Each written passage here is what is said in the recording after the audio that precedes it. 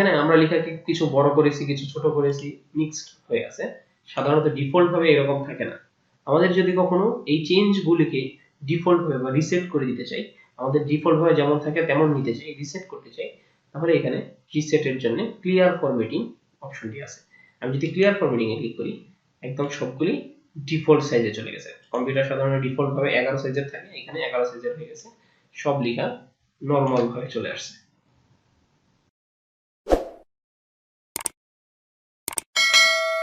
যদি লেখাকে আমরা বোল্ড করার দরকার হয়, কখনো কোনো লেখাকে একটু অতিরিক্ত চোখে পড়ে এরকম ম্যানেজ করতে চাই বা এরকম করতে চাই, যেমন বিভিন্ন হেডলাইনের ক্ষেত্রে ব্যবহার করা হয়, অথবা একটা অ্যাপ্লিকেশনের ক্ষেত্রে সাবজেক্টটাকে একটু বোল্ড করা হয়, একটা লেখার মাঝখান থেকে নামটাকে একটু বোল্ড করা হয়, কোনো লেখাকে একটু বেশি চোখে পড়বে, একটু মোটা করে দিতে চাইলে সেই ক্ষেত্রে আমাদেরকে বোল্ড ব্যবহার করতে হয়।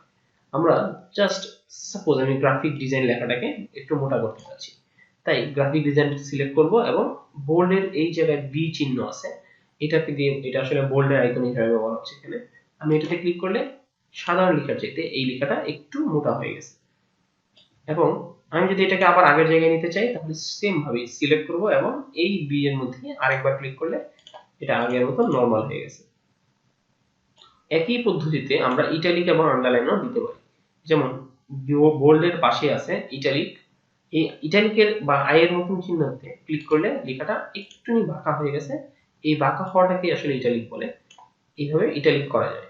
সেম আবার সিলেক্ট করে যখন আমরা আবার ইটালিতে বা ইটালিক বা আই এর মধ্যে ক্লিক করব, এটা আবার আগের জায়গায় চলে আসবে।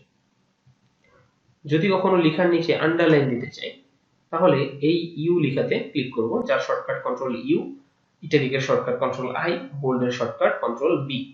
আমি ইউ এর মধ্যে ক্লিক করলে আমাদের লেখাটা আন্ডারলাইন হয়ে গেছে। একই ভাবে আগের মতন পদ্ধতিতেই এখান থেকে যদি আবার ইউ এর মধ্যে আবার ক্লিক করি, তাহলে আন্ডারলাইনটা চলে যাবে। কোনো সময় আমাদের আন্ডারলাইনটা ডাবল দিতে হয়, অথবা একটু মোটা করে দিতে হয়, বা ডট ডট দিতে হয়, তাহলে এই আন্ডারলাইনের পাশে ডাউন অ্যারোতে ক্লিক করে এখান থেকে চুজ করে দিব আমি কেমন আন্ডারলাইন দিতে চাচ্ছি। যদি ডাবল দিতে চাই তাহলে এটা, যদি একটু মোটা দিতে চাই তাহলে এটা, ডট ডট দিতে চাইলে এখানে বিভিন্ন ধরনের ভেরিয়েশন আছে, আমাদের যেমনটা প্রয়োজন আমরা তেমনটাই নিতে পারবো। আবার আন্ডারলাইনটাকে যদি ডিফারেন্ট কোনো কালার দিতে চাই, তাহলে আন্ডারলাইন কালার আছে, এখান থেকে যেই কালারের আন্ডারলাইন দিতে চাই সেই কালার ক্লিক করলে আমার আন্ডারলাইনটা কেমন হয়ে যাবে। এখানে আমি হলুদ রঙে দিয়েছি, তাই হলুদ রঙের হয়ে গেছে। আন্ডারলাইনটা মুছে ফেলতে চাইলে আবার সিলেক্ট করব এবং ইউ এর মধ্যে ক্লিক করলে আন্ডারলাইনটা চলে যাবে।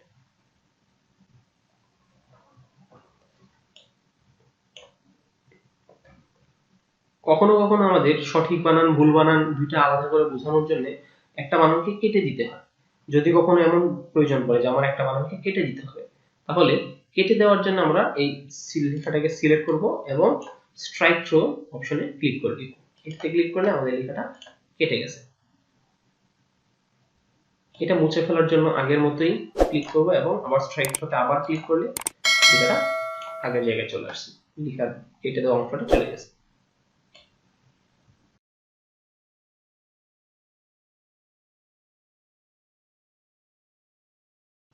আমাদের অনেক সময় বৈজ্ঞানিক বিভিন্ন সূত্র লিখতে গেলে বা বিভিন্ন গাণিতিক কাজ করার জন্য অনেক সময় বিভিন্ন সাইন্টিফিক চিহ্নের প্রয়োজন হয়, যেমন সংকেতের প্রয়োজন হয়। যেমন আমরা জানি পানির সংকেত হচ্ছে H2O,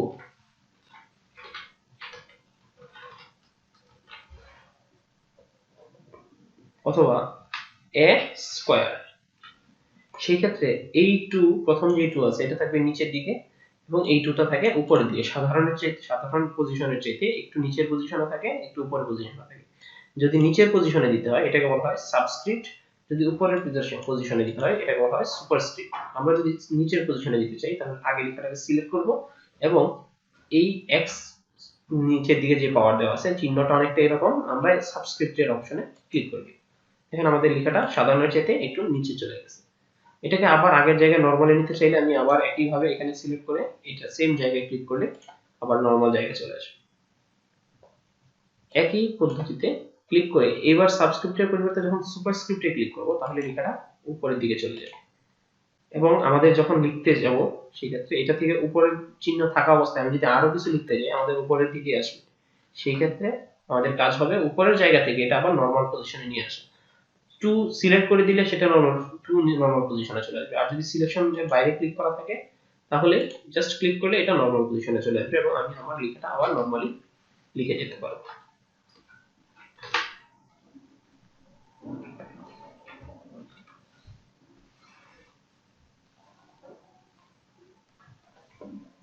যদি কোনো লেখার মধ্যে আমি ইফেক্ট দিতে চাই, টেক্সট ইফেক্ট, বিভিন্ন লেখার ইফেক্ট আছে আমাদের, এই ইফেক্ট দিতে চাইলে এখানে আছে, এখান থেকে যেমন ধরনের ইফেক্ট দিতে চাই সেই ধরনের ইফেক্ট দেওয়ার সুযোগ আছে। এখান থেকে যেমন ধরনের ইফেক্ট দিতে চাই আমি সেই ধরনের ইফেক্টই লেখার মধ্যে দিতে পারবো।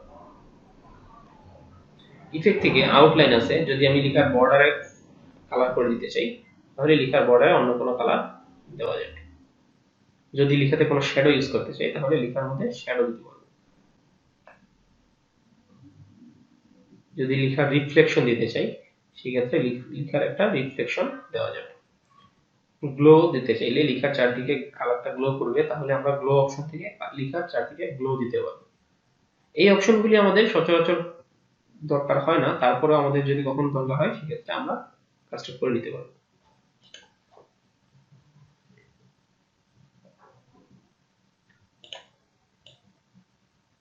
কখনো যদি আমাদের লেখাকে হাইলাইট করার দরকার হয়, যেমন আমাদের অনেক সময় কাজের সময় হাইলাইট পেন দিয়ে আমরা কিছু জায়গা মার্ক করা থাকে, বিশেষ করে মেডিকেল রিপোর্টের ক্ষেত্রে থাকে, অথবা কোনো রিপোর্ট প্রকাশ করার ক্ষেত্রে কোনো একটা জায়গাকে মার্ক করার জন্য স্পেশালিস্ট হিসেবে মার্ক করতে গেলে আমাদের হাইলাইট করার প্রয়োজন হয়। সেই ক্ষেত্রে আমরা যেই লেখাটাকে হাইলাইট করতে চাই সেটা আগে সিলেক্ট করব এবং এখানে হাইলাইটেড যে মার্কটা আছে এখান থেকে নিচের দিকে ডাউন অ্যারোতে ক্লিক করলে বিভিন্ন কালার আছে, যেই কালার দিয়ে হাইলাইট করতে চাই সেই কালারে একটা ক্লিক করে দিব। আমাদের লেখাটা দেখেন অলরেডি হাইলাইটেড হয়ে গেছে, কালার হয়ে গেছে, তবে লেখাতে কালার হয় নাই, লেখার পিছনের অংশটুকু মার্ক হয়ে গেছে। এখান থেকে যদি আবার সরিয়ে ফেলতে চাই, কখনো যদি মনে হয় যে না দরকার নেই, ঠিক আছে সিলেক্ট করব, আবার একই জায়গায় গিয়ে নো কালারে ক্লিক করে দিই। নো কালারে ক্লিক করলে আমাদের এটা চলে যাবে।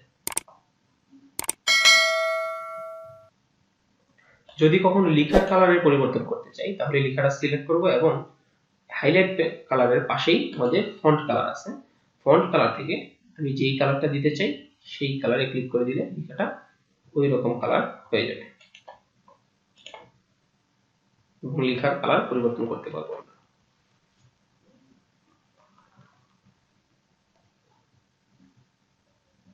এই হচ্ছে আমাদের ফন্ট মেনুর পার্ট।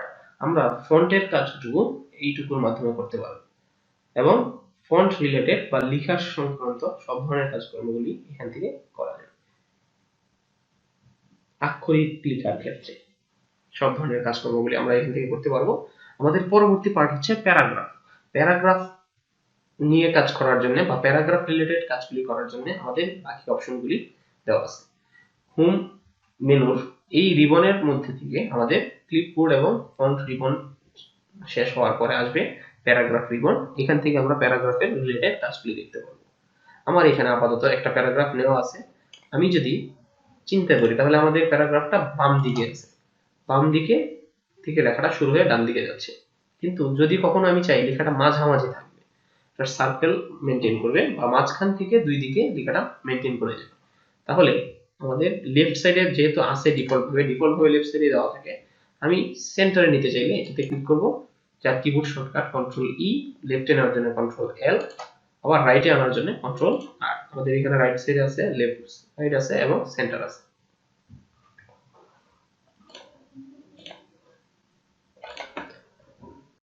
আমরা যদি একটু খেয়াল করি আমাদের লেফট সাইডের লেখাগুলি খুব সুন্দরভাবে সমান আছে, কিন্তু রাইট সাইডের লেখাগুলি সমান নেই, একটা বাম দিকে আছে, একটা একটু ডান দিকে, নিচেরটা আরো বাম দিকে আছে।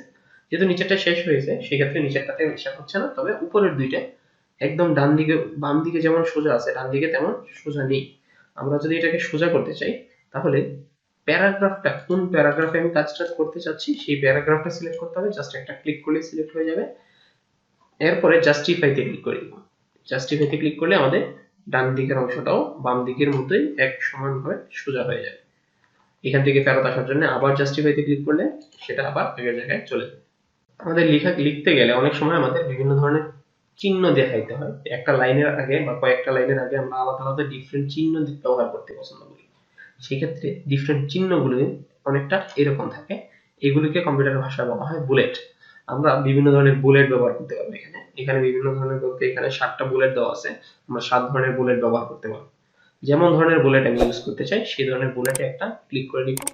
যদি আমরা আগে লিখে নিই তাহলে সেই লেখাটা সিলেক্ট করে এখানে ক্লিক করব।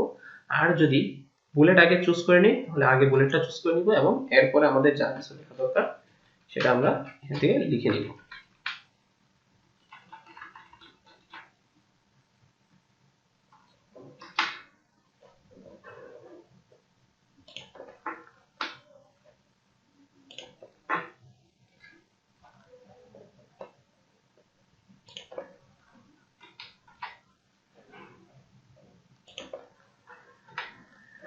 আমি এগুলিকে বিভিন্ন লাইন বানিয়ে নিলাম, এন্টার করে করে লাইন বানিয়ে নিলাম।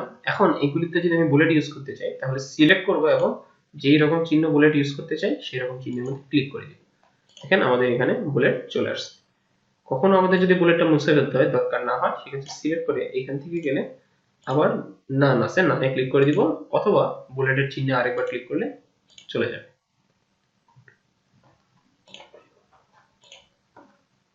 এখন আমরা ধরে নিতেছি আমাদের 5টা বুলেট চিহ্ন দেওয়ার পরে 6 নম্বরে আমাদের আবার লিখতে হবে বা আমরা আবার বুলেট ইউজ করতে চাচ্ছি। সেই ক্ষেত্রে লেখার শেষে এন্টার দিলেই অটোমেটিকলি বুলেট চলে আসবে এবং আমরা আমাদের যে লেখাটা লিখতে চাই সেটা লিখে নিতে পারবো। লেখার শেষে এন্টার দিলে আবার বুলেট চলে আসবে। তবে যদি কখনো আমাদের আর বুলেট প্রয়োজন নেই, আমাদের 5টা 6টাই দরকার ছিল, 7 নম্বর বুলেটটা প্রয়োজন নেই, সেক্ষেত্রে আমরা বুলেটের চিহ্ন থেকে গিয়ে নাম দিয়ে দিতে পারবো অথবা আরেকবার এন্টার প্রেস করে দিব, তাহলে আমাদের বুলেটটা চলে যাবে।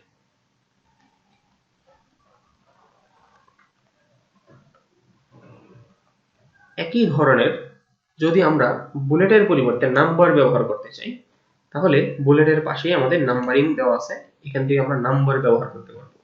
1 2 3 দিতে পারবো, রোমান সংখ্যা দিতে পারবো, এবিসিডি দিতে পারবো, আমাদের যেমন ধরনের প্রয়োজন তেমন ধরনের চিহ্ন দেওয়া আছে বা তেমন ধরনের অপশনই দেওয়া আছে। আমরা ক্লিক করলেই সেই ধরনেরটা চলে আসবে। জাস্ট আগের মতোই, বুলেটের মতোই 6 এর পরে আমাদের 7 এর দরকার হলে এন্টার দিলেই 7 নম্বর চলে আসবে। যদি এটাতে লিখতে চাই লিখে নিব, আর যদি লিখতে না চাই, আমাদের প্রয়োজন না পড়ে, সেই ক্ষেত্রে আরেকবার এন্টার প্রেস করব অথবা এখান থেকে গিয়ে নাম দিয়ে দিব, তাহলে আমাদের বুলেটটা বা নাম্বারিংটা চলে যাবে।